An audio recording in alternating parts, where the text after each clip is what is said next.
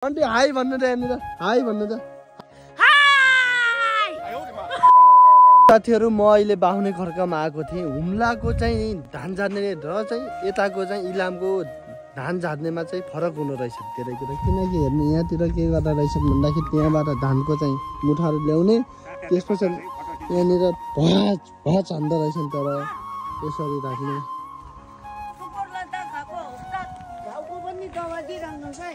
के भयो गरे दाग घाउको होइन होला के भयो जाति भएन ल ल ल जाति गर्नुलाई नि चिन्तै नगर्नु जाति गरेन त डाक्टर नभनी आरती सँगै बिहे गरेर जान्छु सुन्नुभयो यस्तो गराछन् हाम्रो आन्टीहरू। आन्टी हाई भन्नु त यहाँनिर हाई भन्नु त हात हल्लाउनु